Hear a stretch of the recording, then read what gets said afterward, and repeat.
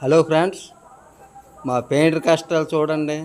సాయంత్రం అయితే ఇలా వంట చేసుకోవాలి. గుడికి పెయింట్ వేయడానికి వచ్చాం. మిషన్ కూడా ఇక్కడే తెచ్చాం. ఏం కర్రీ ఏం లేక రొయ్యలు ఓడ్చుకుంటారు మా వాళ్ళు. తప్పదు మరి మా కష్టాలు. మా కిరణ్ గురువు గారు వంకాయలు, టమాటో, మిరపకాయలు కోసుకుంటారు.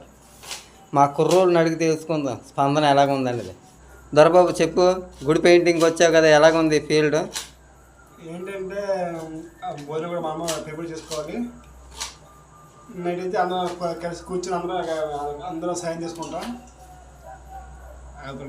మా భయ్య రీసెంట్గా మ్యారేజ్ అయింది, కానీ మా గురువు గారు లేకపోతే బొమ్మలు కళ్ళు గట్టి పెట్టడం కావదు కదా, తప్పదు. మా భయ్య స్పందన ఏంటో కనుక్కుందాం. భయ్య, రొయ్యి తినడం వేసి, కానీ రొయ్యి వండడం అనేది చాలా కష్టం. ఈ రెండు చూసినప్పుడు గుర్తు వస్తుంది. Okay bye friends. అలాగే